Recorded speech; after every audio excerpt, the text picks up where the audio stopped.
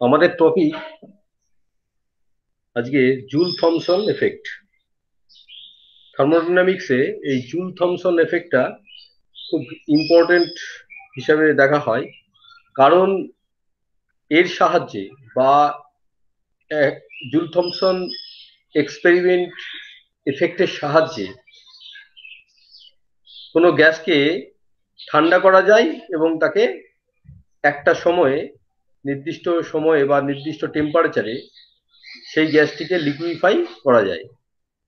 সুতরাং গ্যাসকে লিকুইড করতে এই জুল থমসন এফেক্টটা খুবই কার্যকরী একটা বিষয়। আমরা আজকে এটা জুল থমসন এফেক্টটা আজকে পড়বো এবং তার এক্সপেরিমেন্টাল অ্যারেঞ্জমেন্টও আমরা দেখব। তো তার আগে আমরা এই পোরাস প্লাগ এক্সপেরিমেন্টটা কি এটা একটু দেখে নিই। এই জুল থমসন এফেক্টটা পোরাস প্লাগ এক্সপেরিমেন্টের সঙ্গে একই সঙ্গে কাজ করবে। পোরাস প্লাগ এক্সপেরিমেন্টটা হচ্ছে এরকম যে একটা হাই প্রেশার রিজিয়নে রাখা গ্যাসকে থ্রটল প্রসেসের মাধ্যমে একটা পোরাস প্লাগ দিয়ে হাই প্রেশার রিজিয়ন থেকে লো প্রেশার রিজিয়নকে গ্যাসকে ট্রান্সফার করা হবে by the way of pressure. এখানে ইনিশিয়ালি গ্যাসটাকে P1 এবং টেম্পারেচার T1, প্রেশার P1 আর টেম্পারেচার T1 এই কন্ডিশনে রাখা হয়েছে। তার নির্দিষ্ট ভলিউমে সে অকুপাই করে আছে এবং সে এই গ্যাসটাকে কিন্তু একটা থ্রটল প্রসেসের সাহায্যে লো প্রেশার রিজিয়ন, অর্থাৎ এই যে ডান দিকের রিজিয়নটা তোমরা দেখতে পাচ্ছ, রিজিয়নের টেম্পারেচার T2 আর প্রেশারটা P2, এটা মেনটেন করতে হবে। এই রিজিয়নে গ্যাসটাকে থ্রটল করা হবে। অর্থাৎ এই যে পোরাস প্লাগটা আছে এখানে খুব সূক্ষ্ম সূক্ষ্ম ছিদ্র আছে, এটা খুব পোরাস এবং টাইনি অরিফিস এটা প্যারালাল হিসাবে আছে বলে ধরে নেওয়া যেতে পারে। এই পোরাস প্লাগটা এরকম হতে পারে যে আর্দেনওয়্যার তৈরি, অথবা এটা কটন অথবা তুলো খুব যদি ক্লোজলি প্যাক করা থাকে এবং খুব চাপ দিয়ে যদি এটাকে ছোট্ট জায়গার মধ্যে আবদ্ধ করা হয় তুলোটাকে, তাহলে এটাকেও পোরাস প্লাগ বলা যেতে পারে। এই ধরনের প্লাগের মধ্যে প্রচুর সূক্ষ্ম সূক্ষ্ম অরিফিস থাকে, সেই অরিফিসের মধ্যে দিয়ে গ্যাসটাকে থ্রটল করতে হবে, অর্থাৎ ঠেলে দিতে হবে। এই বাঁদিকে যে প্রেসার দেওয়ার জন্য একটা পিস্টন রাখা হয়েছে, সেই পিস্টনে যথেষ্ট প্রেসার দিতে হবে, তবেই এই সূক্ষ্ম সূক্ষ্ম ছিদ্রগুলোর মধ্যে দিয়ে গ্যাসটা পাস করে বাঁদিক থেকে ডান দিকে এটা চলে আসবে এবং ডান দিকে যখন চলে আসবে তার প্রেসারটা P2 বা লো প্রেসারটা মেনটেন করতে হবে। আর বাঁ দিকের অংশের প্রেসারটা P1, সেটা কনস্ট্যান্ট প্রেসার আমাদের মেনটেন করতে হবে। তাহলে P1 আর P2 এই দুটো পিস্টন মুভমেন্ট ঠিকঠাক করে কিন্তু কন্ট্রোল করতে হবে, যাতে P1 আর P2 কনস্ট্যান্ট থাকে। তার কারণ এই প্রেসারটা যদি হঠাৎ করে প্রেস করে ফেলা হয় পিস্টনের উপরে, তাহলে প্রেসারটা রাইজ করবে হঠাৎ করে। সেই জন্য একটা নির্দিষ্ট এখানে প্রেসার দিয়ে রেখে দিতে হবে এবং গ্যাসটা কিনা এই লেফট সাইড থেকে রাইট সাইডে পোরাস প্লাগের মধ্যে দিয়ে আস্তে আস্তে P2 প্রেসার রিজিয়নে চলে আসবে এবং এই টেম্পারেচার গুলো যে T1 আর T2 এগুলোকেও কেউ কনস্ট্যান্ট রাখতে পারে বিভিন্ন উপায়ে। কোনো একটা গ্যাসকে অনেক সময় কম্প্রেস করার সময়ে সেটা গরম হয়ে যায়, সেই জন্য বাঁ দিকে সেই মেজারমেন্ট নিতে হবে, যাতে কিনা বাঁ দিকের গ্যাসটাকে হাই প্রেসারে রাখা সত্ত্বেও সেটার টেম্পারেচার বাড়তে না পারে। সেই জন্য এখান থেকে যে হিটটা সেটা বাইরে ছেড়ে দেওয়ার ব্যবস্থা করতে হবে, যাতে কিনা কম্প্রেশনের ফলেও হিট যে উৎপন্ন হলো এটা আবদ্ধ না থেকে গ্যাসটার টেম্পারেচার না বাড়িয়ে দেয়। তাহলে এখান থেকে হিটটা নিয়ে চলে যেতে হবে, ট্রান্সফার করে দিতে হবে। যাই হোক, তাহলে প্রেসার রিজিয়ন যেটা সেকেন্ড রিজিয়ন রয়েছে, এই প্রেসার রিজিয়নটাও কিন্তু P2 এটা কনস্ট্যান্ট রাখতে হবে এবং এই ডান দিকের যে পিস্টনটা রয়েছে সেই পিস্টনটাকে আউটওয়ার্ড নিয়ে যেতে হবে, যাতে কিনা গ্যাস যত এখানে বেশি বাড়বে তত এখানে প্রেসার না বেড়ে যায়। তাহলে এখানে আস্তে আস্তে বেশি গ্যাস চলে আসবে, আর এখানে গ্যাসটা, বাঁ দিকের গ্যাসটা কমতে থাকবে, আর ডান দিকে সেই গ্যাসটাই আবার প্রবেশ করবে ডান দিকের চেম্বারে, এবং তাকে এই পোরাস প্লাগের ভেতর দিয়ে ট্রান্সফার হতে হবে গ্যাসটাকে আস্তে আস্তে। সুতরাং ডান দিকের যে পিস্টনটা, সিলিন্ডার পিস্টন আছে, সেই পিস্টনটা কিন্তু আস্তে আস্তে ডান দিকে সরাতে হবে, এবং প্রেসারটাকে, P2 প্রেসারটাকে মেনটেন করতে হবে। কিন্তু এই পুরো যে এক্সপেরিমেন্টটা করার সময়ে এই যে ইনিশিয়াল প্রেসার টেম্পারেচার রয়েছে P1 আর T1, আর ফাইনাল প্রেসার টেম্পারেচার রয়েছে P2 T2, এগুলোর ডিফারেন্সটা যথেষ্ট গুরুত্বপূর্ণ। কারণ এই এক্সপেরিমেন্টটা করে লাভটা কি হবে? যদি আমি হাই প্রেসার রিজিয়ন থেকে লো প্রেসার রিজিয়নে আন্ডার সার্টেন কন্ডিশনগুলো পরে বলছি, যদি এইভাবে থ্রটল করা হয় তাহলে গ্যাসটা ঠান্ডা হতে পারে। আবার এর উল্টো কেসও হতে পারে, যদি ইনিশিয়াল বা ফাইনাল কন্ডিশন এমন হয় যে গ্যাসটা দেখা গেল গরম হয়ে গেল, ঠান্ডার বদলে গরম হয়ে গেল, এরকমও কিন্তু হতে পারে। আবার টেম্পারেচার চেঞ্জ হলো না, এরকমও হতে পারে। সেই জন্য ইনিশিয়াল প্রেসার টেম্পারেচারের উপরে, অর্থাৎ এই P1 T1 এবং P2 T2 final temperature pressure, এই দুটোর উপরে ডিপেন্ড করবে যে গ্যাসটা থ্রটল করার পরে বা পোরাস প্লাগের মধ্যে দিয়ে এটাকে ঠেলে দেওয়ার পরে গ্যাসটা সত্যি সত্যি ঠান্ডা হবে কিনা। কিন্তু মনে রাখতে হবে, যে কোনো গ্যাসকে গরম করার খুব সহজ উপায় রয়েছে।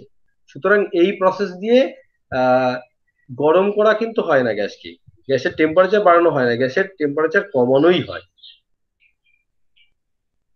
এবং গ্যাসের টেম্পারেচার কমাতে কমাতে একসময় সেটা লিকুইডও হয়ে যেতে পারে। এবং এই এক্সপেরিমেন্টের সাহায্যে গ্যাসের টেম্পারেচার খুবই কমিয়ে ফেলা যাবে।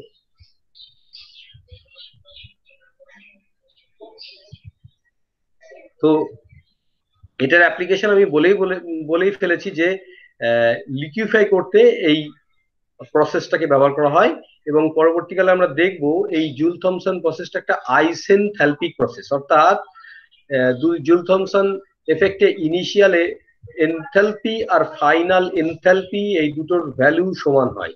ইনিশিয়াল এনথ্যালপি এবং ফাইনাল এনথ্যালপি এই দুটোর ভ্যালু সমান হয় বলে এই প্রসেসটার নাম, জুল থমসন এফেক্টের নাম আইসেনথ্যালপিক প্রসেস।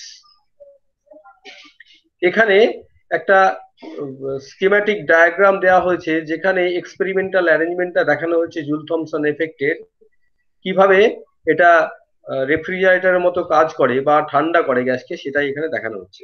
এখানে একটা কম্প্রেসার রয়েছে, এই কম্প্রেসারটা কি করে, গ্যাসটাকে এদিক দিয়ে এই পথ দিয়ে টেনে দেয়, এবং লেফট সাইডের যে চ্যানেলটা রয়েছে সেই চ্যানেলের মধ্যে ঠেলে দেয়, এবং লেফট সাইডের চ্যানেলে ঠেলার সময়ে কম্প্রেসড হবে, যেহেতু কম্প্রেসার কম্প্রেস করে, এবং কম্প্রেস করার সময়ে এখানে কিন্তু গ্যাসের টেম্পারেচার বেড়ে যেতে পারে, যেহেতু কম্প্রেস করা হচ্ছে। সেই জন্য এটা একটা কোল্ড চেম্বারের মধ্যে রেখে দিতে হবে, যাতে কিনা এই গ্যাসটা যেটা কম্প্রেস করা হলো, সেই কম্প্রেসড গ্যাসের এক্সট্রা যে হিটটা তৈরি হচ্ছে, সেই হিটটা কোনো মেটালিক পাইপের মধ্যে দিয়ে, যেটা মেটালিক পাইপ সেটা কপারের হলে ভালো হয়, যেটার কন্ডাক্টিভিটি হাই, সেরকম কপার পাইপের মধ্যে দিয়ে যাওয়ার সময়ে যে কোল্ড চেম্বার চারিদিকে রয়েছে, সেই কোল্ড চেম্বার বা সারাউন্ডিংস এর তাড়াতাড়ি হিটটা ছেড়ে দিতে পারে, এবং তার কনস্ট্যান্ট টেম্পারেচার বজায় থাকতে পারে, ইনিশিয়াল কনস্ট্যান্ট টেম্পারেচার সেটা ঠিকঠাক যেন থাকে।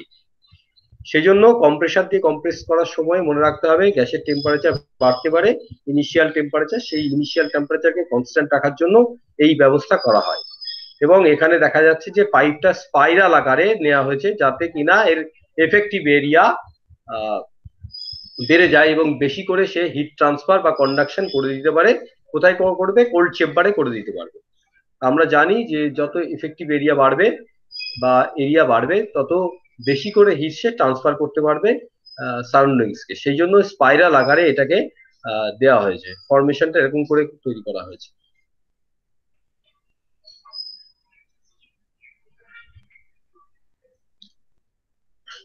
এখানেও ব্যাপারটা ওই রকমই। এখানে যে ইনিশিয়াল যে প্রেসার বা টেম্পারেচার সেটা এখানে দেখানো হয়নি, এই এই পথ দিয়ে সেটাকে চ্যানেলাইজ করতে হবে এবং গ্যাসটাকে কম্প্রেস করে ছেড়ে দিতে হবে। এটা গরম হবে, কম্প্রেস করলেই গরম হবে, সেই জন্য এটা কনস্ট্যান্ট টেম্পারেচার বাথের মধ্যে দিয়ে দেয়া হয়েছে। এটা কপার পাইপ, এর মধ্যে দিয়ে গেল।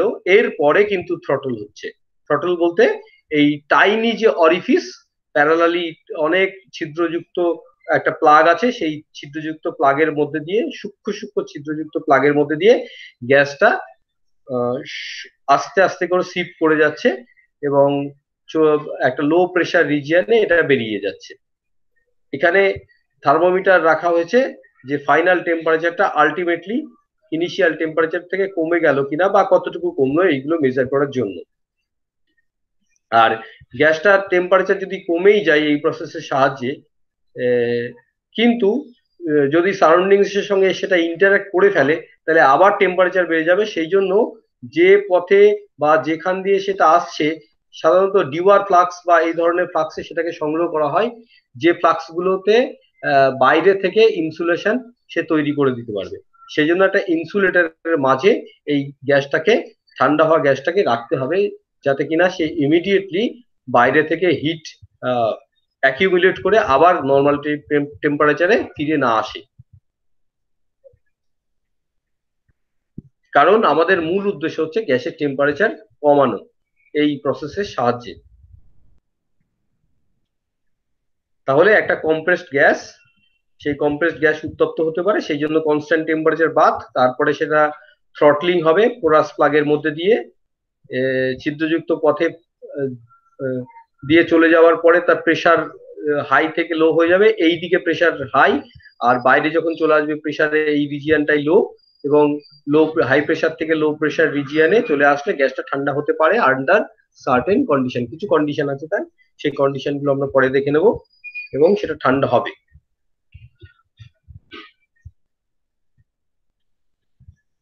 এবং ইনিশিয়াল ফাইনাল কন্ডিশনের উপরে কিন্তু নির্ভর করছে গ্যাসটা কতটা ঠান্ডা হবে বা উল্টোটা হবে কিনা, অর্থাৎ গরম হয়ে যাবে কিনা বা টেম্পারেচার চেঞ্জ হবে কিনা।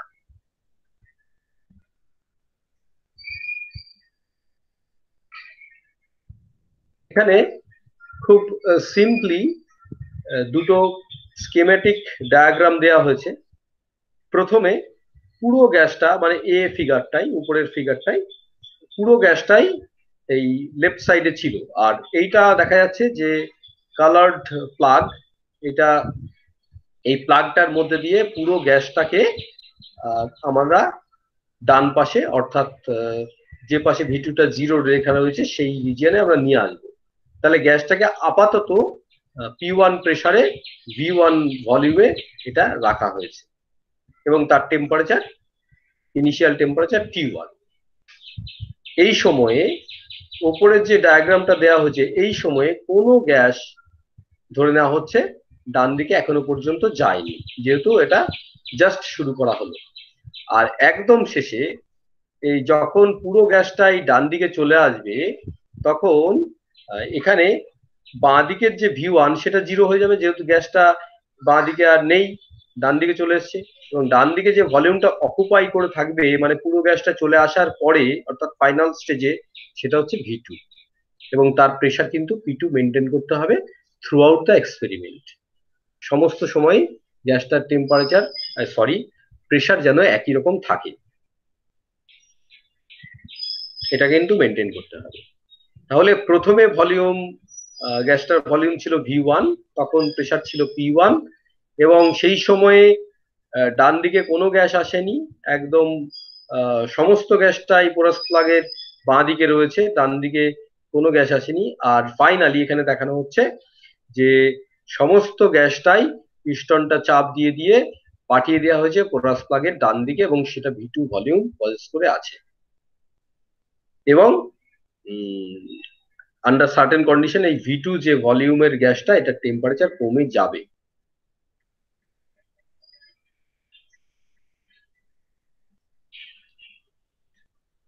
এবার আমরা ম্যাথমেটিক্যাল এক্সপ্রেশন এই জুল থমসনের ক্ষেত্রে কি কি হতে পারে বা কিভাবে ম্যাথমেটিক্যালি আমরা ট্রিট করব, সেটা আমরা একটু দেখে নিই। এখানে ব্যাপারটা একই বোঝানো হচ্ছে যে আগের মতোই, যে ইনিশিয়াল প্রেসার, ভলিউম, টেম্পারেচার এগুলো আছে, পিআই, ভিআই, টিআই, বা final volume, temperature, P F, V F, T F, এগুলো দেওয়া হয়েছে। এবং ওয়ার্ক ডান, এখানে খেয়াল করে দেখো, ওয়ার্ক ডান আমরা জানি ইন্টিগ্রেশন পিডিভি। তো ইন্টিগ্রেশন পিডিভি মানে আমরা তো বলেছি যে ইনিশিয়াল প্রেসার যদি P1 হয় সেটা কনস্ট্যান্ট হবে। তাহলে ইন্টিগ্রেশন পিডিভি যদি আমরা করি, সেক্ষেত্রে ইন্টিগ্রেশনের বাইরে কনস্ট্যান্ট প্রেসারটা চলে আসবে। এই কনস্ট্যান্ট প্রেসারটা যদি চলে আসে, তাহলে ভলিউমটা কত ছিল? এর আগে আমি দেখেছি ভলিউমটা, আমরা ইনিশিয়াল ভলিউমটা প্রথমে V1 ছিল, পরে 0 হয়ে গেছে। তাহলে ইন্টিগ্রেশন লিমিটটা কি হবে? V1 to 0, V1 to 0। আর ফাইনাল ভলিউমের লিমিট কি হবে? ফাইনাল স্টেজের প্রথমে ছিল হচ্ছে 0 ভলিউম, পরে হয়ে গেল V2। তাহলে এখানে পিডিবির ইন্টিগ্রেশন হবে V2 from 0 two V2। R V1 এর লিমিট কি হবে? ইনিশিয়াল ভলিউমের লিমিট কি হবে, বা VI এর লিমিট কি হবে? From V1 to 0। এইটা সেই জন্য এরকম ভাবে দেখানো হচ্ছে যে ওয়ার্ক ডানটা কত হলো। তাহলে রিভার্সিবল যে compression, work done on the gas, মানে গ্যাসের ওপরে তুমি কি কাজ করলে, সেটা হচ্ছে পিআই মাল্টিপ্লাইড বাই ভিআই। যদি V1 ধরো তাহলে V1 হবে, আর এখানে P1 হবে, তাহলে P1 V1 হচ্ছে work done on the gas. আর যদি আমরা ইরিভার্সিবল এক্সপানশন করি, এখানে দেখো ইরিভার্সিবল কথাটা লেখা রয়েছে এখানে। রিভার্সিবলের মানে যে কন্ডিশন সেটা মেনটেন করা হচ্ছে না, রিভার্সিবিলিটি কন্ডিশন মেনটেন করা হচ্ছে না বলে এখানে ইরিভার্সিবল কম্প্রেশন আর ইরিভার্সিবল এক্সপানশন এটা বলা হচ্ছে। এবং প্রত্যেকটা স্টেপে এই সিস্টেমটা ইকুইলিব্রিয়ামে নেই, এটাও ঠিক কথা। সেই জন্য এখানে ইরিভার্সিবল এক্সপানশন বা ইরিভার্সিবল কম্প্রেশন বলা হচ্ছে। তাহলে ইরিভার্সিবল এক্সপানশনের ব্যাপারটা কি? ভলিউম প্রথমে ছিল 0, পরে হয়ে গেল V2, অথবা প্রথমে ছিল 0, পরে হয়ে গেল VF। তাহলে এখানে ওয়ার্ক ডানটা কত হবে? তো ওয়ার্ক ডানটা একই রকম ভাবে আমরা যদি ইন্টিগ্রেশন পিডিভি করে নিই, তাহলে পিটা বাইরে বেরিয়ে যাবে। তুমি এই নেগেটিভ পজিটিভ এই ব্যাপারটা ছেড়েই দাও প্রথমে, এটা পরে চিন্তা ভাবনা করা যাবে। নেগেটিভ সাইনটা কেন এলো, বা এটা on the gas, by the gas, এই সমস্ত ব্যাপারের জন্য আসে। এখন আপাতত ছেড়ে দাও। তাহলে প্রথমে ভলিউমটা কি হয়ে গেল? কমে গেল। কমে গেলে, ভলিউম কমে গেলে, এই যে ইনিশিয়াল স্টেজে যদি ভলিউম কমে যায়, সেক্ষেত্রে গ্যাস কাজ করে না, পিস্টন দ্বারা গ্যাসের উপর কাজ করা হয়। তাহলে গ্যাস যে কাজটা করে সেটা নেগেটিভ হয়। আর যদি এক্সপ্যানশন হয়, রিভার্সিবল এক্সপ্যানশন হয়, এবং সেক্ষেত্রে প্রেশার যদি কনস্ট্যান্ট হয়, ইন্টিগ্রেশনের যে পিডিভি রাখা আছে, ইন্টিগ্র্যান্ডের পিডিভি, সেই পিটাকে বাইরে বার করা যাবে, আর ডিভির ওপর ইন্টিগ্রেশন হবে। ডিভির ওপর ইন্টিগ্রেশন মানে কিন্তু চেঞ্জ ইন ভলিউম, অর্থাৎ VF মাইনাস 0 এরকম হতে পারে। তাহলে এটা P2 V2 বা PF VF এরকম হলো। তাহলে আমরা বুঝতে পারছি একটা এক্সপানশন, অন্যটা compression. Work done by the gas যদি এরকম হয় আমরা বার করি, তাহলে P2 V2 minus P1 V1 হবে, কারণ কম্প্রেশনটাকে আমরা work done on the gas ধরে নেব। এবার এই রেজাল্টের ব্যাপারটা দেখো, মানে এই যে এক্সপেরিমেন্টটা করা হচ্ছে, থ্রটল করা হচ্ছে, এর ফলে কি হতে পারে এই রেজাল্ট গুলো দেখো। বলছে if the initial temperature is sufficiently low, মানে T1টা যদি খুব কম থাকে, কত কম থাকে সেটা পরে বলবো। যদি খুব কম থাকে, সাফিসিয়েন্টলি লো, বেশ কম থাকে যদি, তাহলে all gases suffers fall in temperature. তার মানে সমস্ত গ্যাসই এটা ঠান্ডা হয়ে যাবে এই প্রসেসটা সাহায্যে। On expansion due to passage through the plug, অর্থাৎ প্যাসেজের মধ্যে দিয়ে এটা পাস করার পরে যদি এক্সপ্যানশন হয়, এবং ইনিশিয়াল টেম্পারেচার যদি সাফিসিয়েন্টলি লো থাকে, অর্থাৎ এটা টেম্পারেচার কমবে কি বাড়বে সেটা ডিপেন্ড করবে ইনিশিয়াল টেম্পারেচার কত ছিল সেটার উপর। The drop of temperature is proportional to drop in pressure, অর্থাৎ কতটুকু প্রেসার তুমি কমালে, কত বেশি প্রেসার। আমরা জানি যে P2টা অনেক কম P1 এর থেকে, হাই প্রেসারে রাখা হয়েছিল গ্যাসটাকে, তারপরে সেটাকে ঠেলে লো প্রেসার রিজিয়নে পাঠিয়ে দেওয়া হয়েছে। কিন্তু কতটুকু তুমি ড্রপ করিয়েছো প্রেসার। যদি বেশি ড্রপ করাও, অনেক বেশি প্রেসার থেকে অনেক কম প্রেসারের দিকে যদি আসে, তাহলে কুলিংটা আরো বেশি হবে, ঠান্ডাটা বা ড্রপ ইন টেম্পারেচারটা অনেক বেশি হবে। থার্ড বলছে as the initial temperature T1 is increased, অর্থাৎ যে টেম্পারেচারকে সাফিসিয়েন্টলি লো বলা হচ্ছিল সেই টেম্পারেচারটা যদি এখন বাড়িয়ে দেওয়া হয়, ইনিশিয়াল টেম্পারেচার মানে গ্যাসটা প্রথমে যে টেম্পারেচার রাখা হয়েছিল সেটা যদি বেশি করে রাখা হয় এবং তারপরে যদি থ্রটল করা হয়, তাহলে drop in temperature become smaller. অর্থাৎ ইনিশিয়াল টেম্পারেচার তোমাকে বেশ খানিকটা কম করে রাখতে হবে। যদি তুমি কম করে না রাখতে পারো, ইনিশিয়াল টেম্পারেচারটাই যদি বেশি থাকে, তাহলে দেখা যাবে যে থ্রটল করার পরে, এক্সপ্যানশন হওয়ার পরে খুব একটা টেম্পারেচার কিন্তু কমবে না।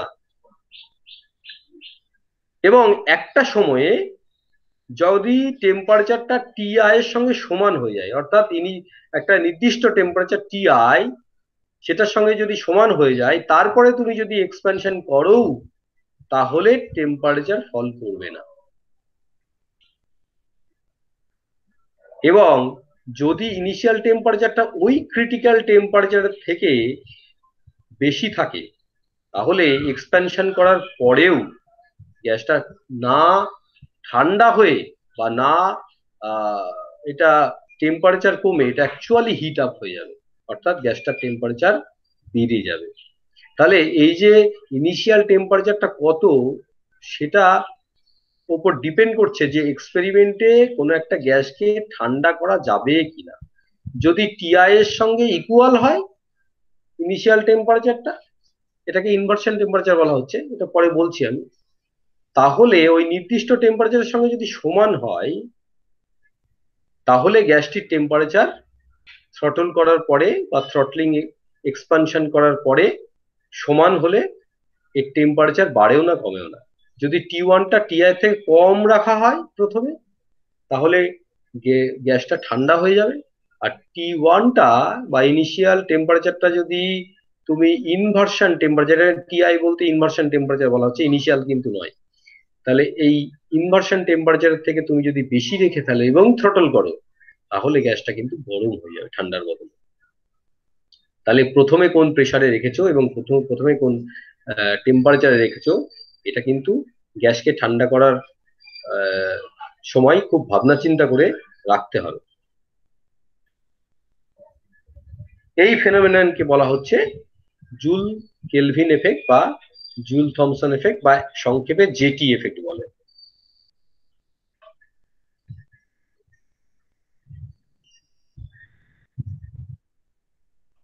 এই ইনভার্সন টেম্পারেচারের সম্বন্ধে আমরা পরে জানবো। এখানে ইনভার্সন টেম্পারেচার কয়েকটা গ্যাসের ক্ষেত্রে দেওয়া আছে।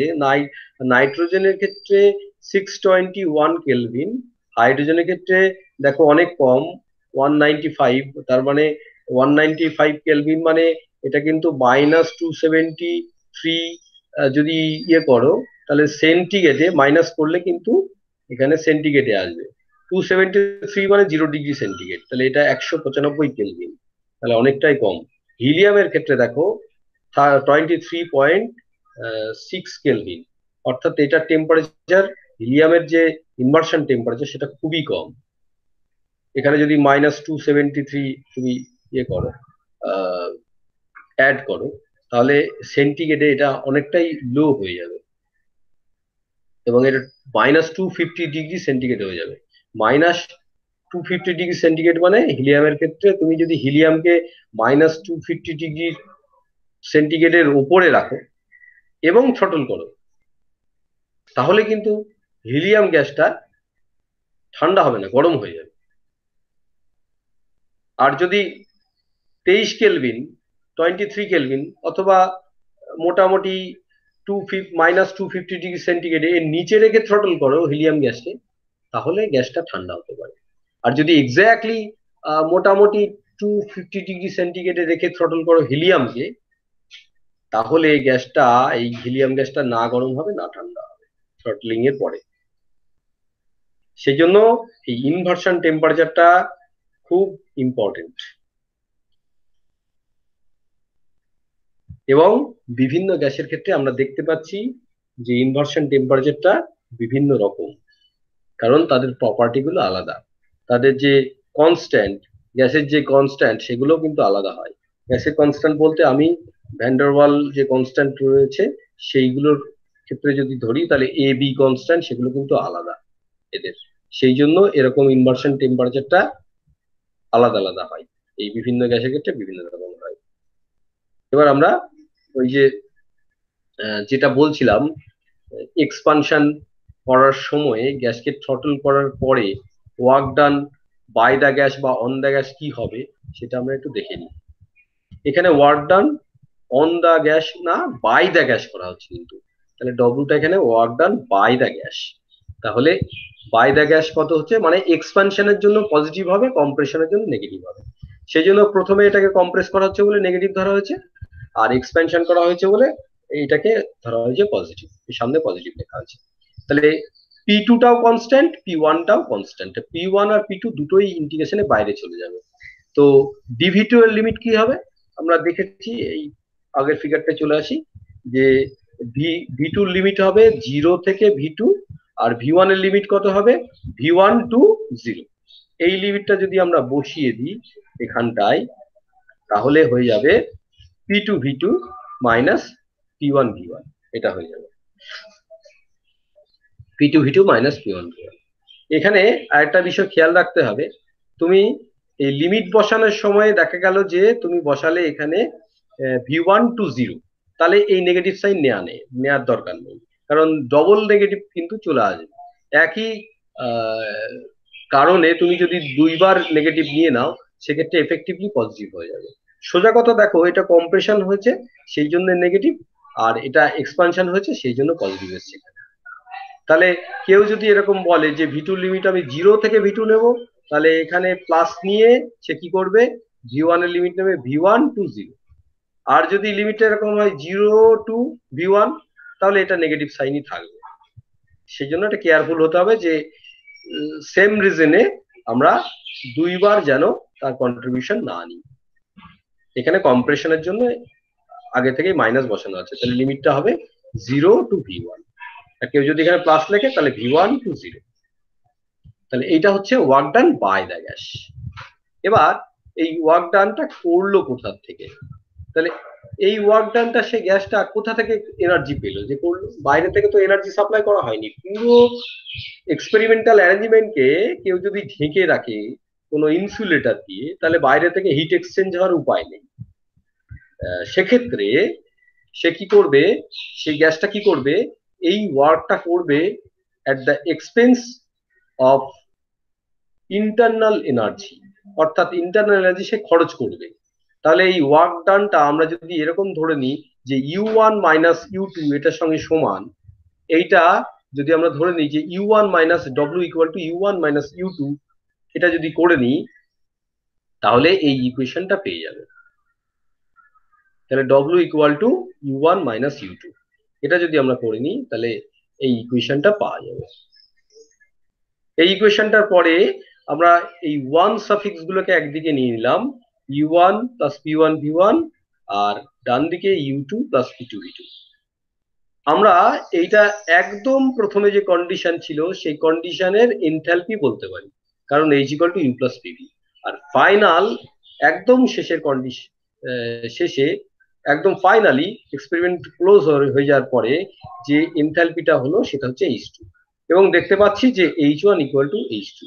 সুতরাং প্রসেসটাকে আইসেনথ্যালপিক প্রসেস আমরা বলতে পারি যদি আমরা শুধুমাত্র ইনিশিয়াল স্টেট আর ফাইনাল স্টেটকে দেখি। কিন্তু এর মানে এই নয় যে প্রত্যেকটা স্টেপ এখানে ইকুইলিব্রিয়ামে রাখা হয়েছে, সেই জন্য এটাকে ইরিভার্সিবল প্রসেস বলা হচ্ছে, যে সব সময় কিন্তু এটা ইকুইলিব্রিয়ামে নেই, প্রসেসটা ঠিক প্রসেস মেনটেন করা হয়নি এখানে, সেই জন্য এটা আইসেনথ্যালপিক বাট ইরিভার্সিবল প্রসেস। তাহলে এনথ্যালপি কনস্ট্যান্ট, সেই জন্য আইসেনথ্যালপিক প্রসেস বলা হচ্ছে। এখন আমরা জুল থমসন কোএফিসিয়েন্টটা বার করার চেষ্টা করব। এখানে এইচ কে ডেরিভেটিভ করা হয়েছে, ডেরিভেটিভ করলে dU plus PdV plus VdP, এই পিডিবিটা ইউভি মেথড ডেরিভেটিভ করলে নেক্সট লাইনটা চলে আসবে। এরপরে আমরা জানি যে ডিউ প্লাস পিডিবি এইটুকু টার্মকে আমরা ফার্স্ট ল থেকে টিডিএস বলতে পারি, এইটুকু হচ্ছে টিডিএস। তাহলে কত হবে, DH equal to TdS plus VDP, TDS plus VDP. আমরা এরপরে এখান থেকে চলে যাচ্ছি যে সেকেন্ড টিডিএস রিলেশন আমরা লিখে নিচ্ছি। সেকেন্ড টিডিএস রিলেশন কি হয়, second TdS relation TdS equal to CpdT minus T del V del T constant P dT, এটা হয়। তাহলে এই ডিএইচ এর মধ্যে যে টিডিএস টা ছিল, এই টিডিএস টা আমরা সেকেন্ড টিডিএস রিলেশনের সাহায্যে বসিয়ে দিচ্ছি। বসিয়ে দিলে আমরা এই যে ডিএইচ টা এখান থেকে এই ডিএইচ টা পেয়ে যাব, এবং টিডিএস বসানোর পরে আমরা দেখতে পাচ্ছি যে দুইবার ডিপি এখানে এসছে, এই ডিপিটা আমরা কমন নিতে পারি, এই ডিপিটা আমরা নেক্সট লাইনেই কমন নিয়ে দিলাম, এবং কমন নেওয়ার পরে আমরা এই ডিটিটা খুব ইম্পর্টেন্ট, কারণ টেম্পারেচার কতটুকু কমছে এটাই বলে দেবে অ্যাকচুয়ালি। এই ডিটি মানে টেম্পারেচারের চেঞ্জ, এই থ্রটল করার পরে টেম্পারেচার কতটুকু চেঞ্জ হবে, সেটা বাড়বে না কমবে, গ্যাসের টেম্পারেচার কুলিং না হিটিং হবে, এই ডিটিই বলে দেবে। তাহলে এই ডিটি থেকে আমরা পেলাম সেটা in terms of obviously dH এ পেলাম। এবার যদি আইসেনথ্যালপিক প্রসেস হয়, অর্থাৎ এইচ যদি কনস্ট্যান্ট হয়, এরকম H1 ইকুয়াল টু যদি H2 হয়, তাহলে এই যে ডিএইচটা এটা কিন্তু জিরো হবে, এটা জিরো হবে। তাহলে আমরা যদি আইসেনথ্যালপিক প্রসেস এটাকে বলতে পারি এই জেটি এফেক্টকে, তাহলে এই পার্টটাকে আমরা জিরো করে দেবো, শুধু পড়ে থাকবে এই ফার্স্ট এর টার্মটা। এই পর্যন্ত করার পরে আমরা এই ডিএইচটাকে জিরো করার পরে এই ডিপিটাকে আমরা এই ডিটির নিচে নিয়ে যাব, এবং ডিপির নিচে নিয়ে যাওয়ার পরে আমরা এইটা পেয়ে যাব, এই মিউ এটা পেয়ে যাব। এটা এইচ কনস্ট্যান্ট রাখা হয়েছে কেন, কারণ আমরা জানি জুল থমসন এফেক্টের ক্ষেত্রে আইসেনথ্যালপিক প্রসেস, সুতরাং H constant DH equal to zero. সেক্ষেত্রে ডিটি ডিপি কত হবে, এই লাইন থেকে এটা লিখে দেওয়া হয়েছে, এটা লিখে দেওয়া হয়েছে।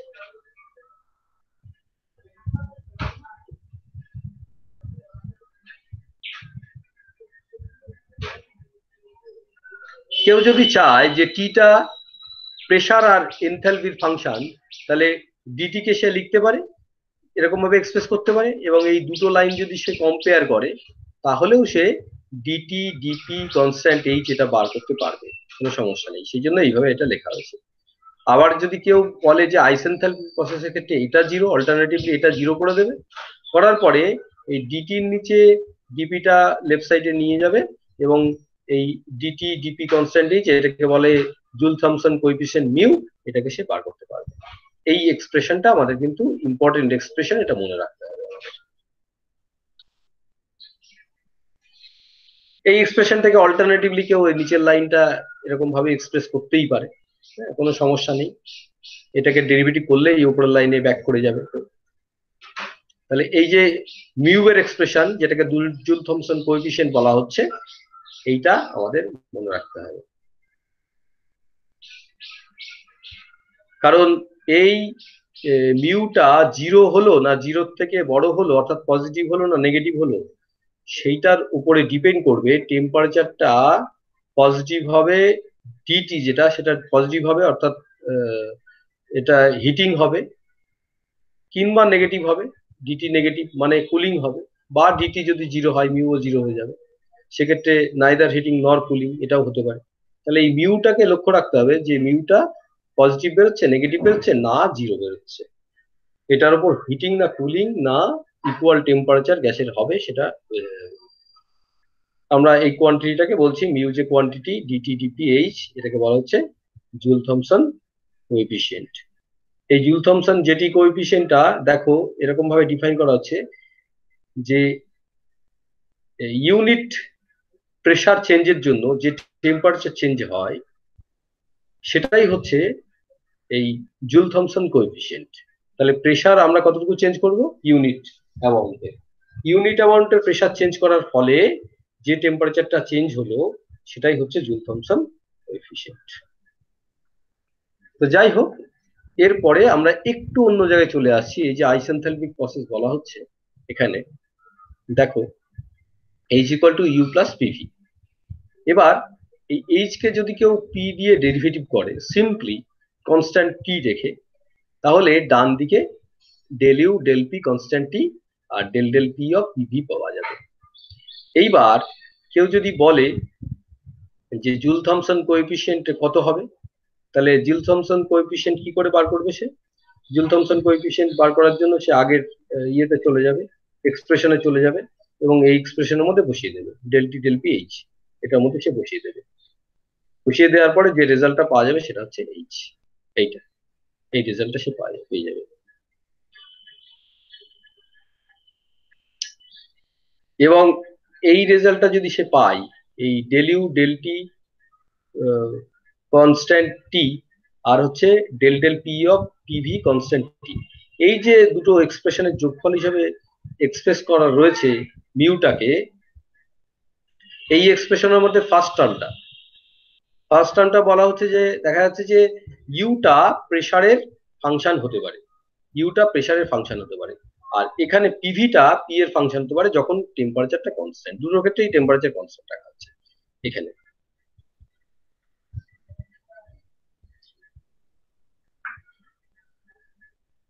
এবার আমরা জানি যে জুলস লতে বলা ছিল যে ইন্টারনাল শুধুমাত্র টেম্পারেচার। স্যার মিউ এর ক্ষেত্রে তো এই এনথালপি কনস্ট্যান্ট থাকে, এখানে টেম্পারেচার কনস্ট্যান্ট রেখে আবার -1/cp ডিভাইড করে। চেন রুল তোমরা জানো? চেন রুলটা জানো তো? হ্যাঁ হ্যাঁ। চেন রুলে ট্রান্সফার করা যাবে না এটাকে?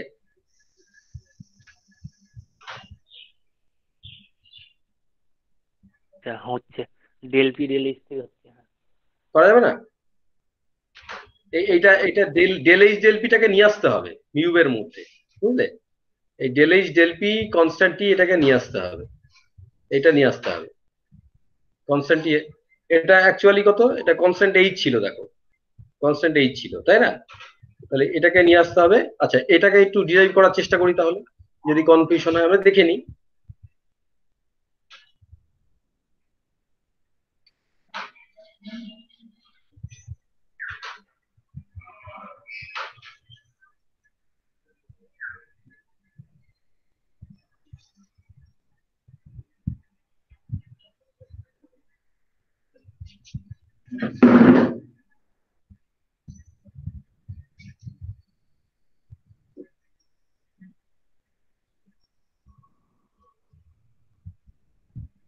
প্রথমত এখানে একটা সিপি লেখা আছে, সিপির ভ্যালু কত? Del Q del T constant P. তাহলে এটাকে আমরা বলতে পারি del S del T constant P, এটা আমরা বলতে পারি। এটা হচ্ছে সিপি। আর এইচটা কত? এইচটা হচ্ছে ইউ প্লাস পিভি। তাহলে ডিএইচ সমান কত হবে? DU plus PdV plus V dV. তাহলে del H equal to TdS plus VdV. এইটা আমরা পেলাম, এই দুটো ইকুয়েশন, এই একটা ইকুয়েশন, 2 নম্বর ইকুয়েশন, এই দুটো আমাদের মাথায় রাখতে হবে। এবার আমরা মিউ বলা হচ্ছে ডেল পি কনস্ট্যান্ট এইচ, এটাকে বলা হচ্ছে মিউ। এবার এই মিউ এর মধ্যে আমরা সিপিটাকে নিয়ে আসবো। কি করে নিয়ে আসবো? তাহলে এইটাকে আমরা যদি এরকম করি, ডেল টি ডেল সিপিটাকে নিয়ে আসবো তো এস, আর কি নিয়ে আসবো?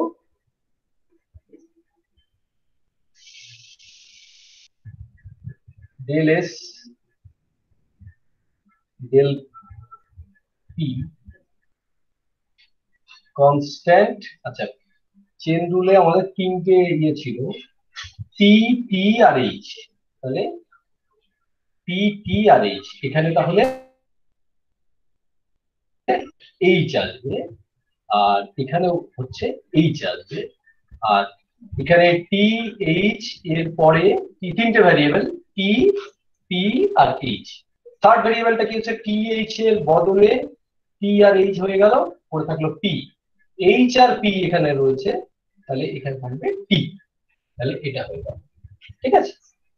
এইবার দেখো এই রিলেশনটা থেকে, এই যে এইটা কত বেরোয়, আমরা টি দিয়ে এটাকে ডেরিভেটিভ করে দিই, উল্টো রিলেশনটা পাবো, টি দিয়ে ডেরিভেটিভ করে দিই, আমরা এটা বার করছি এখান থেকে, টি দিয়ে ডেরিভেটিভ করবো কনস্ট্যান্ট পি রেখে, কনস্ট্যান্ট পি মানে এটা তো আউট হয়ে যাবে, এটা আউট হয়ে গেলে T del S del T constant P, এইটা কিন্তু এই রিলেশনের সাহায্যে সিপি বলতে পারি। তাহলে এখান থেকে আমরা কি পাবো, del T del H constant P উল্টোটা লিখলাম ইকুয়াল টু 1/সিপি। তাহলে মাইনাস সাইন তো ওখান থেকে এসছে চেন রুল থেকে, 1 - 1/সিপি, আর ডেল ডেল পি, এইচ মানে হচ্ছে ইউ প্লাস পিভি আমরা জানি, এবং এটার ক্ষেত্রে কনস্ট্যান্ট টি ধরা হচ্ছে, তাহলে -1/সিপি del U del P constant T plus del del P of PV, এইটা হচ্ছে কনস্ট্যান্ট টি। এবার বয়েলস লতে বলা আছে ইউটা শুধুমাত্র টি এর ফাংশন, এটা হচ্ছে বয়েলস ল।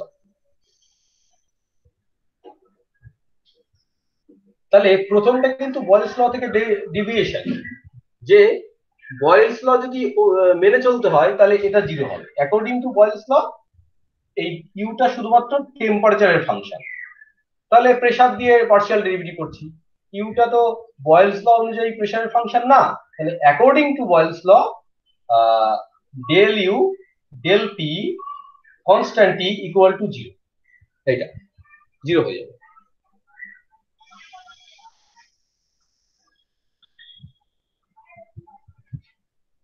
আমি মনে হয় একটু ভুল বললাম, তোমরা কিছু বলছো না, এটা জুলস ল এই ডিভিয়েশন। জুল বলেছিলেন, জুল তার এক্সপেরিমেন্টে দেখেছিলেন যে জুলস লতে বলা আছে যে U is a function of T, তাহলে জুলস লতে বলা হচ্ছে যে ইউ এর যদি পি এর ডেরিভেটিভ করি, পার্শিয়াল ডেরিভেটিভ করি পি দিয়ে, এবং টেম্পারেচার যদি কনস্ট্যান্ট রাখি, সেক্ষেত্রে এটা 0 আসা উচিত।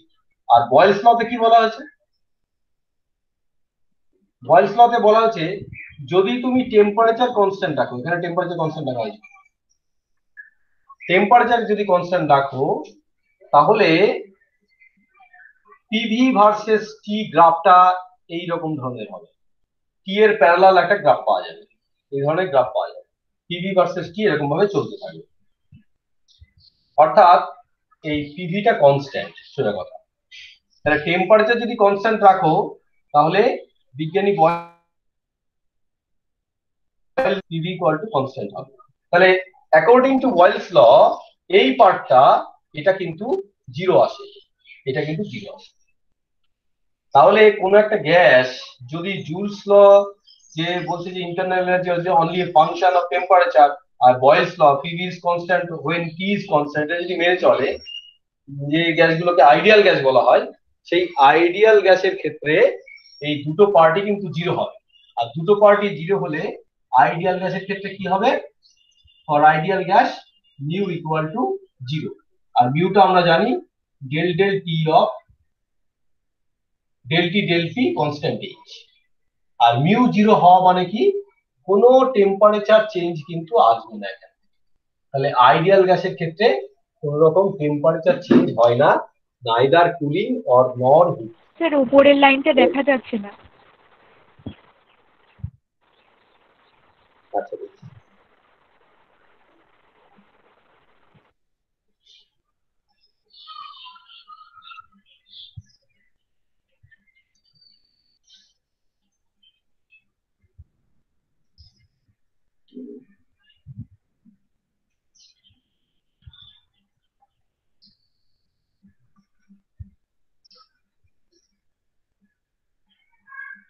স্যার দেখা যাচ্ছে তো, ও মনে হয় ফোন ঘুরিয়ে নেয়নি খুব সম্ভবত, ওটা হরাইজন্টাল পজিশনে। ওর প্রবলেম, হ্যাঁ দেখা যাওয়া উচিত, আমি চেক করেছি, দেখা যাওয়া উচিত, কারণ আমার ওই লেখার উপরেও জায়গা থাকবে। হুম, দেখা যাবে তোমার ফোনের প্রবলেম, সমস্যা, ওখানে তোমার এন্ডের কোনো সমস্যা হচ্ছে, সবাই দেখতে বোর্ডের পাচ্ছ? উপরে দেয়াল পর্যন্ত দেখা যাচ্ছে বোর্ডের বেশ, উপরে। তাহলে তো একজন দেখতে পাচ্ছে মানে আমি তো বোর্ড তো তোমার পার্সিয়ালিটি করবে না।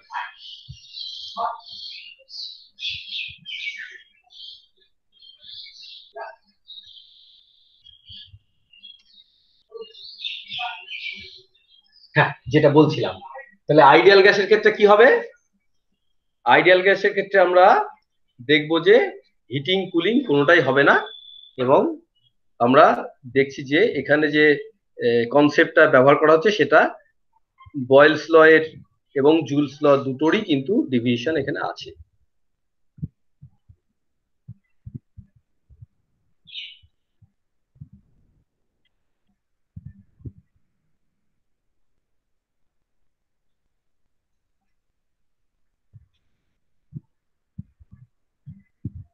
তাহলে এই যে লাইনটা রয়েছে, এই লাইনটা নিয়ে তোমাদের কোনো কনফিউশন নেই ধরে নিলাম, এই লাইনটা। হ্যাঁ, ঠিক আছে, আমি তাহলে এগোচ্ছি আবার। তাহলে এখানে লাস্ট লাইনটা দেখো, খুব ইম্পর্টেন্ট। এখান থেকে কোশ্চেন আসে, for perfect gas both the terms zero so that mu equal to zero. তার মানে পারফেক্ট গ্যাস বা আইডিয়াল গ্যাসের ক্ষেত্রে কুলিং হিটিং কিছুই হবে না। কেন হবে না এখান থেকে এক্সপ্রেস করতে হবে তোমাদের, এখান থেকে এক্সপ্লেন করে দিলেই হবে। আমরা আইডিয়াল গ্যাসের ক্ষেত্রে কি হবে বুঝে গেছি, যে জুল থমসন এফেক্ট অন্তত আইডিয়াল গ্যাসের ক্ষেত্রে কাজে লাগাতে পারবো না। যেহেতু একটা এক্সপেরিমেন্ট, এটা তুমি আইডিয়াল গ্যাস খুঁজেই পাবে না, তাহলে আইডিয়াল গ্যাসকে ঠান্ডা করবে কি করে? কিন্তু আমরা ম্যাথামেটিক্যালি বুঝতে পারছি যে আইডিয়াল গ্যাস যদি পাওয়া সম্ভব হয়, সেক্ষেত্রে কিন্তু এটা টেম্পারেচার কমানো যাবে না বা বাড়ানো যাবে না, বা কোনো কন্ডিশনে যদি কোনো একটা গ্যাস আইডিয়াল গ্যাসের মতো আচরণ করে, তার জুল থমসন এফেক্ট যদি কাজে লাগানো হয়, তাকে ঠান্ডা করা যাবে না। আমরা আইডিয়াল গ্যাস নয়, এখন ভ্যান ডার ওয়াল গ্যাসের ক্ষেত্রে কি হবে এটা দেখে নিচ্ছি। যে ভ্যান ডার ওয়াল গ্যাসের ক্ষেত্রে ওই যে কোএফিসিয়েন্টটা, সেই কোএফিসিয়েন্টের ভ্যালু আমরা বার করার চেষ্টা করব। ওই কোএফিসিয়েন্টটা যদি বার করতে পারি, তাহলেই আমরা হিটিং না কুলিং সেটা বুঝতে পারবো।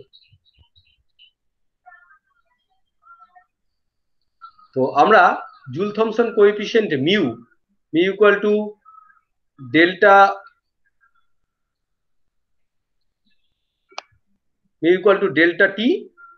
ডেল্টা পি কনস্ট্যান্ট এইচ, এইটা আমরা বার করবো। এই যে ডেরিভেটিভটা কনস্ট্যান্ট এইচে রাখা আছে, এইটা আমরা বার করবো। বার করার পরে আমরা অ্যানালিসিস করবো এটা, যে ঠান্ডা বা গরম হবে, বা কোন কন্ডিশনে ঠান্ডা হতে পারে, কোন কন্ডিশনে গরম হতে পারে, সেটা আমরা দেখবো। প্রথমে ভ্যান ডার ওয়াল গ্যাসের 1 মোল নেওয়া হলো, কারণ আমরা 1 মোলকে যদি বুঝতে পারি, তাহলে তার বেশি মোল হলেও বুঝতে পারবো। সেই কারণে 1 মোল ভ্যান ডার ওয়াল এখানে নেওয়া হচ্ছে। তার ইকুয়েশন হচ্ছে P plus A by V square, V minus B multiplied by V minus B equal to R T. এটাকে থ্রু আউট ডেরিভেটিভ করে দেওয়া হয়েছে, এবং ডেরিভেটিভ করার সময়ে কনস্ট্যান্ট পি রাখা হচ্ছে,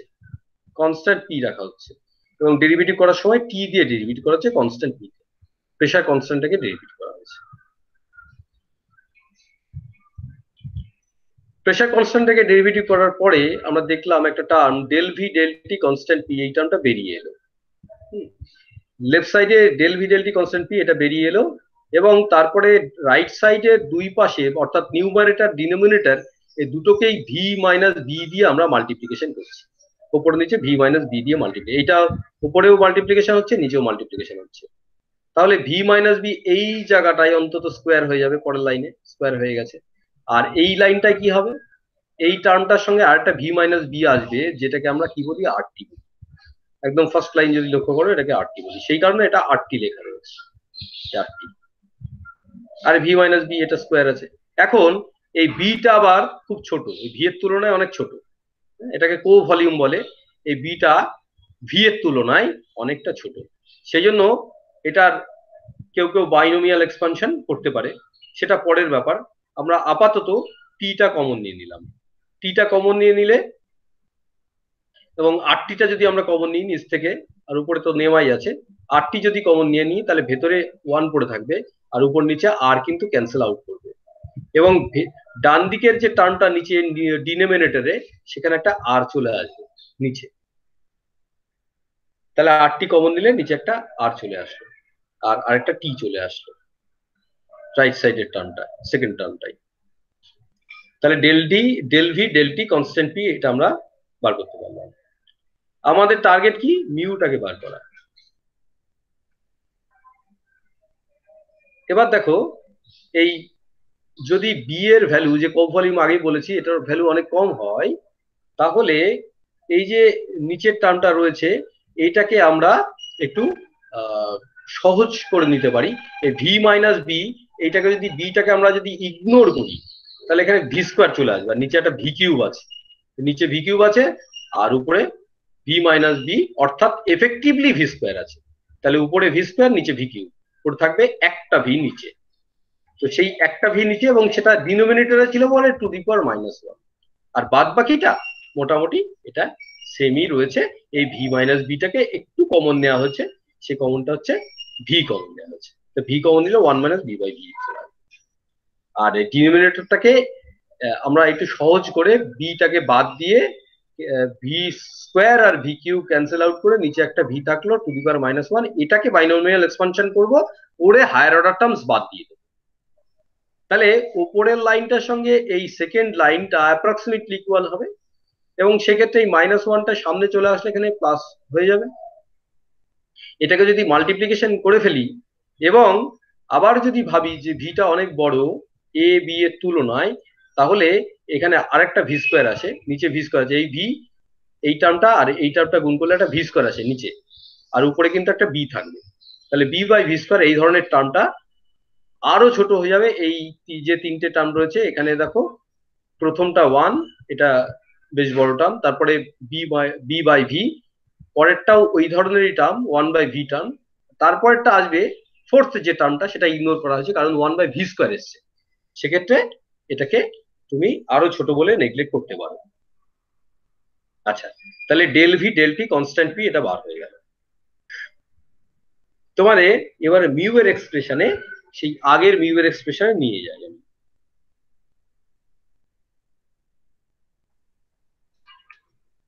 এই যে মিউ এর এক্সপ্রেশন দেখো, মিউ এর তো এক্সপ্রেশন, প্রথম expression del T, del P, constant H, এটা বলা হয়েছিল। কিন্তু ডান দিকে আমরা যেটা আগে থেকে প্রমাণ করে রেখে দিয়েছি, সেটা হচ্ছে T del V, del T, constant P minus V. এই del V, del T, constant P, এটা ভ্যান ডার ওয়ালের ক্ষেত্রে বার করা হয়েছে। তাহলে এই জায়গাটা বসিয়ে দিতে হবে, ভ্যান ডার ওয়ালের থেকে যেটা পেলাম del V, del T, constant P, এই জায়গাটা আমরা বসিয়ে দেবো। বসালে আমরা কি পাবো? এই T del V, del T, constant P minus V, এটা বার করা হচ্ছে, আর বাদ বাকি আর একটা সিপি থাকবে এখানটায়, নিচে একটা সিপি থাকবে। তাহলে এই সিপিটা এখানে চলে এসছে, লাস্ট লাইনটা লক্ষ্য করো, ওয়ান বাই সিপি। আর এটা তো আমরা পেয়েছি যে T del V, del T, constant P minus V, এটা two A by R T minus V হবে। কি করে পাবো? এই টিটাকে উপরের দিকে নিয়ে যেতে হবে, এই লেফট সাইডে নিয়ে গেলে উপরে চলে আসবে। আর এটা ভি যদি আমরা মাইনাস করি, তাহলে ভি ইন্টু ওয়ান, এটা ক্যান্সেল আউট করবে। এটা ক্যান্সেল আউট করলে মাত্র দুটো টার্ম টিকে থাকে, সেই দুটো টার্মই এখানে লেখা রয়েছে, মাত্র দুটো টার্ম আছে এখানটায়।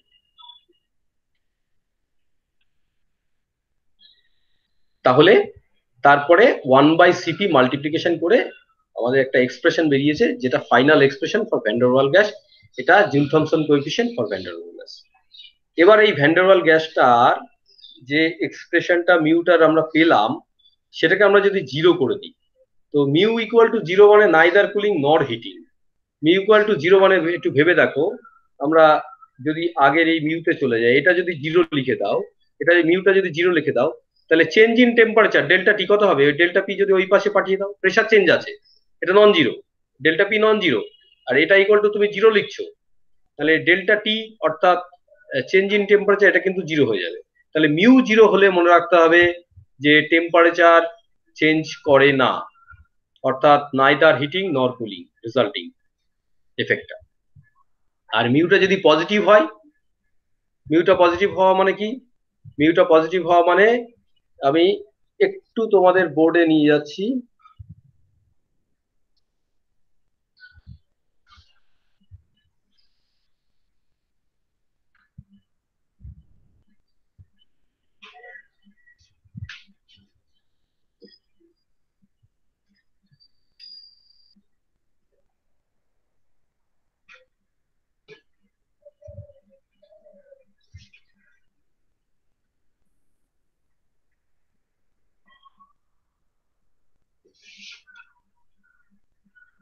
মিউ যদি 0 হয় তাহলে ডেল টি, এখান থেকে দেখো del T mu equal to del T del P constant H equal to 0।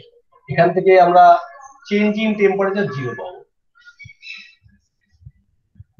Mu যদি পজিটিভ হয় আর মিউ যদি নেগেটিভ হয়, এই বাকি দুটো পরীক্ষা।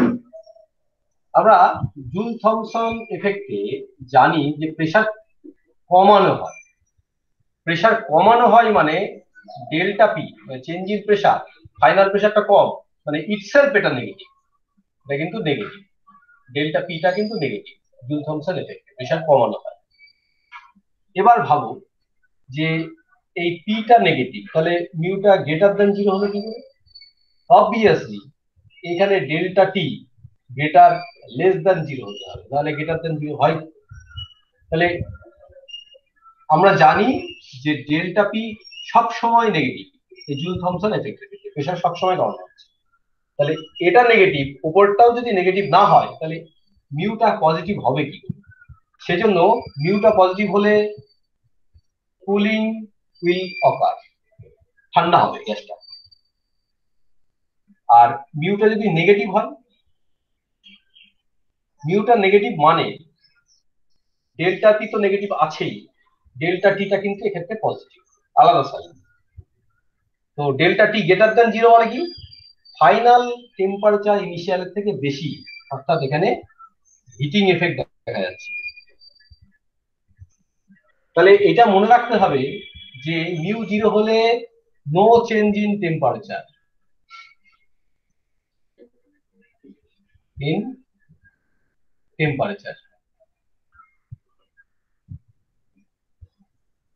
মিউ গ্রেটার দেন 0 মানে কুলিং, আর মিউ লেস দেন 0 মানে হিটিং, এটা মাথায় রাখতে হবে। আর আমরা জুল থমসন এফেক্টে প্রেসার যেহেতু ফাইনাল প্রেসার কম ইনিশিয়ালের থেকে, সেই জন্য delta P change in pressure সবসময় নেগেটিভ হবে। তাহলে মিউ পজিটিভ মানে কুলিং, আমরা এটা মনে রাখবো।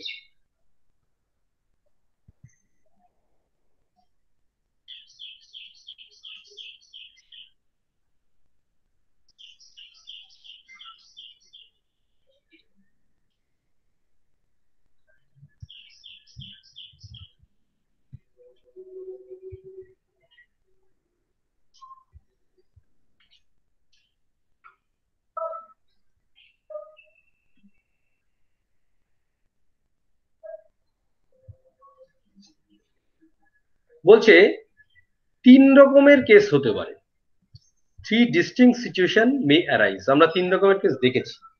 Mu positive, gas cools down, এটা বুঝিয়েছি আমি। আর মিউ যদি নেগেটিভ হয় গ্যাসটা ওয়ার্ম আপ হবে, অর্থাৎ গরম হয়ে যাবে।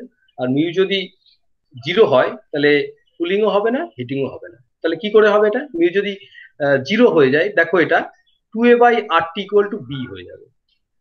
2a/RT ইকুয়াল টু বি, এই যে লাস্টের এই সিচুয়েশনটা দেখো, আমরা 0 থেকে শুরু করি। 2a/RT equal to B, B এটা মিউ 0 এক্সপ্রেস করছে, কুলিং হিটিং কোনোটাই হচ্ছে না। এখান থেকে যদি টেম্পারেচার এক্সপ্রেশন তুমি বার করো, that will be the expression of inversion temperature. তাহলে এখান থেকে সেই টিটাকে, এই ক্রিটিক্যাল টেম্পারেচারটাকে তুমি বলে দাও টিআই। তাহলে এই টিআই ইকুয়াল টু কত হবে? 2a/RB। এই যে এটা লাস্ট লাইনটা দেখো, 2a/RB। তাহলে আমরা পেয়ে যাব 2a/RB, that is inversion temperature TI. এবার ইনভার্সন টেম্পারেচারের থেকে যদি মানে 2a/RB থেকে যদি বেশি টেম্পারেচার থাকে, অর্থাৎ এখানে কি হবে? 2a/RT is greater equal to যদি বি হয়, মানে গ্রেটার ইকুয়াল টু সাইন নয়, যদি 2a/RT গ্রেটার দেন বি হয় তাহলে সেটা কি হবে? ইনভার্সন টেম্পারেচার থেকে কিন্তু বেশি টেম্পারেচার হয়ে যাচ্ছে এখানটায়। সেক্ষেত্রে মিউটা পজিটিভ হবে এবং গ্যাসটা ঠান্ডা হয়ে যাবে। আমি মনে হয় একটু ভুল বললাম। এইটার থেকে 2a/RT গ্রেটার দেন বি মানে টি লেস দেন 2a/RB, টি লেস দেন 2a/RB, কারণ এই টিটা কিন্তু ডান দিকে চলে যাচ্ছে। তাহলে ইনভার্সন টেম্পারেচার টিআই এর থেকে 2a/RB থেকে যদি গ্যাসটার টেম্পারেচার, ইনিশিয়াল টেম্পারেচার কম থাকতো এবং থ্রটল করা হতো, তাহলে গ্যাসটা ঠান্ডা হয়ে যেত। আর 2a/rb যে এক্সপ্রেশন আছে টিআই এর, তার থেকে বেশি টেম্পারেচারে রেখে যদি থ্রটল করা হতো বা প্রেসার কমানো হতো, তাহলে গ্যাসটা ঠান্ডা না হয়ে গরম হতো। আর যদি ইনভার্সন টেম্পারেচারের সঙ্গে সমান রেখে থ্রটল করা হয়, তাহলে গ্যাসটা ঠান্ডাও হবে না, গরম হবে না, সেম টেম্পারেচার থেকে যাবে। যদিও প্রেসার ফল সবসময়ই করছে। তাহলে শুধু প্রেসার ফল করলে হবে না, আমাদের মাথায় রাখতে হবে যে গ্যাসটার টেম্পারেচার ইনভার্সন টেম্পারেচারের নিচে আছে না উপরে আছে। যদি গ্যাসকে ঠান্ডা করতে হয়, তাহলে অবভিয়াসলি গ্যাসটাকে ইনভার্সন টেম্পারেচারের নিচে রাখতে হবে। সেই ইনভার্সন টেম্পারেচার আমরা কি করে পাবো? আমরা এই যে যদি ভ্যান ডার ওয়াল ইকুয়েশনের এ বি কনস্ট্যান্ট গুলো গ্যাসের ক্ষেত্রে জানা থাকে, তাহলে আমরা তার এক্সপ্রেশনটা বার করতে পারি, এবং বার করার পরে জেনে তার সেই গ্যাসটা ইনিশিয়াল টেম্পারেচার আগে কমিয়ে নিতে হবে, সে যে অন্য কোনো প্রসেসের মাধ্যমে কমিয়ে নিতে হবে, কমিয়ে নিয়ে তারপরে থ্রটল করতে হবে, তারপরে সে ঠান্ডা হবে এই প্রসেসে। এখানে জুল থমসন কোএফিসিয়েন্টের ডেফিনিশনটা দেওয়া আছে যে এইচ কনস্ট্যান্ট অর্থাৎ এনথালপি কনস্ট্যান্ট রেখে যদি প্রেসার 1 ইউনিট কমানো হয়, তাহলে টেম্পারেচারের যে পরিবর্তন সেইটাকেই বলা হচ্ছে, চেঞ্জ ইন টেম্পারেচারটাকে বলা হবে জুল থমসন কোএফিসিয়েন্ট। এখানে দেখো মিউ লেস দ্যান 0 মানে টেম্পারেচার ইনক্রিজ করবে, মিউ ইকুয়াল টু 0 মানে টেম্পারেচার কনস্ট্যান্ট, আর মিউ গ্রেটার দ্যান 0 মানে কুলিং উইল অকার। তাহলে ইনভার্সন টেম্পারেচারটা আমাদের জানতে হবে। এবার আরেকটা এখানে আছে, আরেকটা টেম্পারেচার গ্যাসেরই এটা প্রপার্টি, সেই টেম্পারেচারটাকে বলে বয়েল টেম্পারেচার। যে টেম্পারেচারে গ্যাসটা আইডিয়াল গ্যাসের মতো আচরণ করে সেটাকে বলা হচ্ছে বয়েল টেম্পারেচার। তাহলে এটা প্রত্যেক রিয়েল গ্যাস একটা নির্দিষ্ট টেম্পারেচারে আইডিয়াল গ্যাসের মতো প্রপার্টি দেখায় বা গ্রাফগুলো পাওয়া যায়, তাকে বলা হচ্ছে বয়েল টেম্পারেচার। সেই বয়েল টেম্পারেচারের ভ্যালু হচ্ছে a/rb। আবার ইনভার্সন টেম্পারেচারের এক্সপ্রেশন হচ্ছে 2a/rb। তাহলে what will be the relation between inversion temperature and Boyle temperature? TI equal to 2 into TB, অর্থাৎ বয়েল টেম্পারেচারের দ্বিগুণ হবে ইনভার্সন টেম্পারেচারটা। এবং এটা আমরা দেখবো যে এটা 27/4 টিসি, এটা এখানের জিনিস নয়, 27/4 টিসি এটা আমরা অন্য ক্ষেত্রে হিটের ক্ষেত্রে আমরা এটা প্রমাণ করব যে 27/4 কি করে এলো টিআইটা। সুতরাং এই যে টিসিটা, এই যে ক্রিটিক্যাল টেম্পারেচার, এটাও ভ্যান ডার ওয়াল গ্যাসের ক্ষেত্রে প্রমাণ করা যায়, কিন্তু এটা আপাতত বলছি না। যাই হোক, বয়েল টেম্পারেচারের দ্বিগুণ হচ্ছে ইনভার্সন টেম্পারেচার, এটা আমাদের মাথায় রাখতে হবে।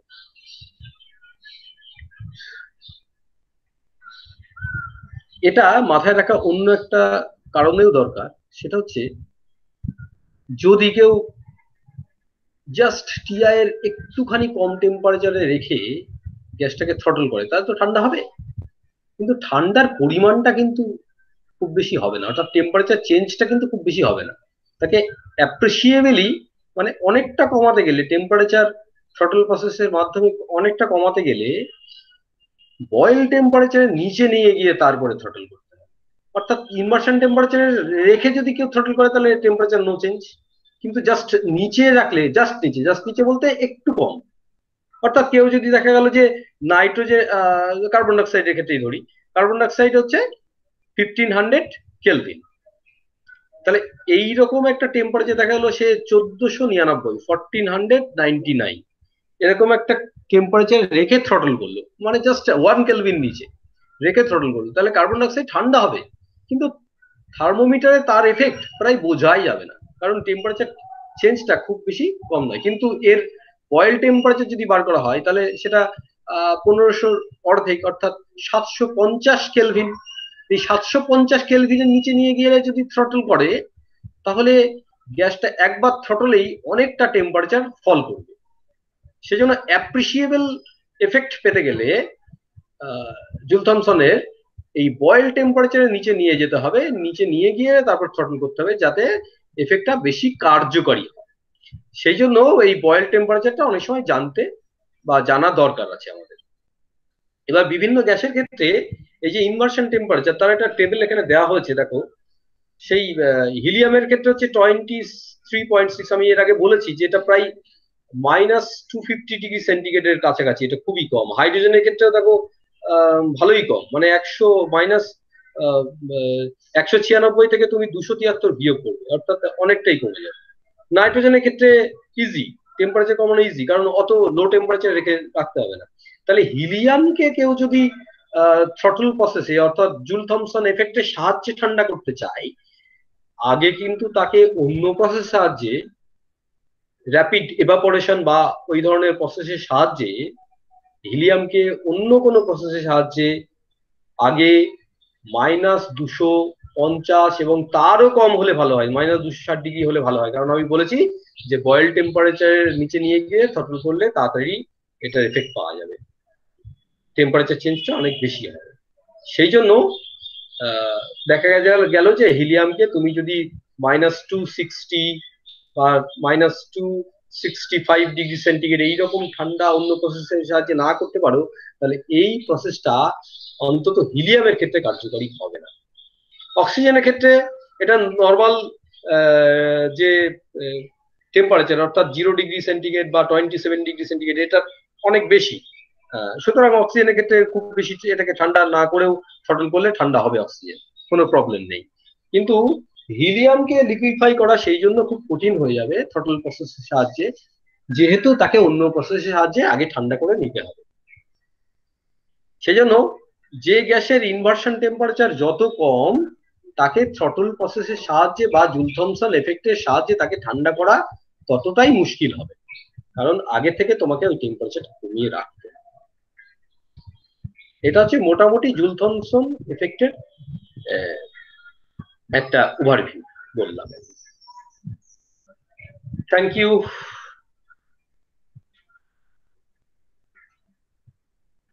এবার তোমাদের কোনো কোয়েশ্চেন থাকলে আমাকে করতে পারো এর উপরে। আগে এটার উপরে বলে নাও, তারপরে অন্য কিছু বলবো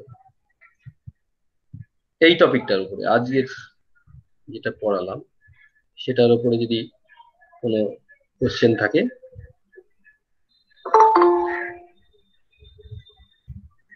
স্যার ম্যাক্সিমাম ইনভার্সিয়ার টেম্পারেচারটা কখনো 0 কেলভিনের কাছাকাছি যেতে পারে না? মানে 0 কেলভিন তো হতে, তাও 0 কেলভিন বা তার নিচে তো টেম্পারেচার কখনো যেতে পারে না, 0 কেলভিনের কাছাকাছি কখনো যেতে পারে না? ম্যাক্সিমাম ইনভার্সন টেম্পারেচারটা কখনো 0 কেলভিনের কাছাকাছি। এই হিলিয়ামের ক্ষেত্রে দেখো না, এটা তো অনেকটাই কম, অনেকটাই কম। 0 কেলভিনের কাছাকাছি যেতেই পারে, কোনো গ্যাসের ক্ষেত্রে হতেই পারে। হ্যাঁ 23.6 তো, আর নাইট্রোজেনের ক্ষেত্রে না 195 মতো, মানে 196 কেলভিন। তাহলে আমি বলছিলাম যে মানে মোটামুটি 2 কেলভিন 3 কেলভিন এরকম কাছাকাছি, বা 1 কেলভিন। হ্যাঁ হতেই পারে, কোনো গ্যাসের ক্ষেত্রে তো হতেই পারে। তাকে কিন্তু ওই 2 কেলভিন 1 কেলভিনে নিয়ে যেতে হবে তোমাকে, তারও কম নিয়ে যেতে হবে, অর্থাৎ মানে একদম সেই চলেই গেল জিরোর কাছাকাছি। আর জেনারেলি হিলিয়ামের ক্ষেত্রে খুব কম হয়। নর্মাল যে গ্যাসগুলো অ্যাভেলেবেল তাদের মধ্যে হিলিয়ামের ক্ষেত্রে খুবই কম। ঠিক আছে। এয়ারের ক্ষেত্রে দেখো 603। এয়ারের ক্ষেত্রে এরকম হলো কেন? নাইট্রোজেন দেখো 621, আর এয়ারের ক্ষেত্রে দেখো 603, তাই না? হ্যাঁ এয়ারের ক্ষেত্রে তোমরা চারটা আরেকবার দেখাই তোমাদের।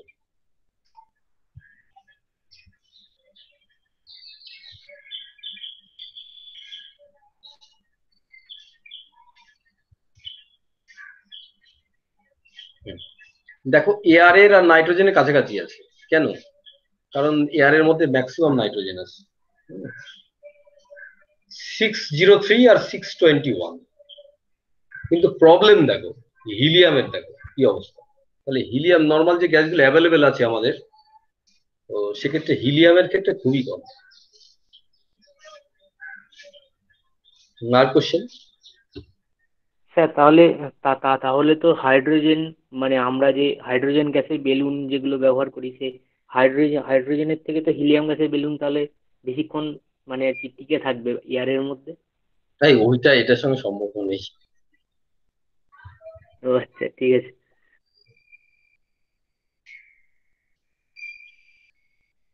এই প্রসেসটা একটা খুব হ্যান্ডি প্রসেস, যে প্রসেসটার অ্যাপ্লিকেশন তোমাদের নিশ্চয়ই প্রথমে আমি একবার বলেছি, মনে আছে তোমাদের, না মনে থাকলে দেখো। আহ, এর অ্যাপ্লিকেশনটা হচ্ছে গ্যাসকে লিকুইফাই করার জন্য এই প্রসেসটাই ব্যবহার করা হয়। হ্যাঁ? বিভিন্ন ইন্ডাস্ট্রিতে গ্যাসকে লিকুইফাই করার দরকার রয়েছে। বিভিন্ন ফুয়েল, গ্যাসিয়াস ফুয়েল হিসেবে ইউজ করা হয়, তাদেরও এই প্রসেসে ঠান্ডা করে লিকুইড করা যাবে। লিকুইড নাইট্রোজেন কিন্তু বহু জায়গায় ব্যবহার হয়। হ্যাঁ? বহু জায়গায় ব্যবহার হয়। অনেক সময় গাড়ির চাকার টায়ারের যে টিউব থাকে তার মধ্যে নাইট্রোজেন গ্যাস পোড়া হয় সেফটির জন্য। তো সেই নাইট্রোজেনটা পোড়া হবে কি করে?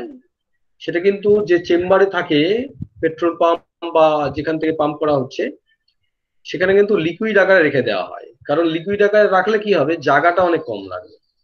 হ্যাঁ, হাই প্রেসারে রেখে দেওয়া হবে। সেই লিকুইড নাইট্রোজেন তৈরি করতে গেলে কিন্তু তোমাকে জুল থমসন এফেক্টের সাহায্য নিতে হবে, তাহলে তুমি তাড়াতাড়ি করতে পারবে।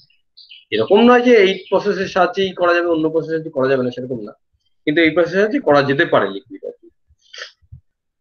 এটা খুব কম টেম্পারেচার সৃষ্টি করার জন্য গ্যাসের এই প্রসেসটা ইউজ করা হচ্ছে।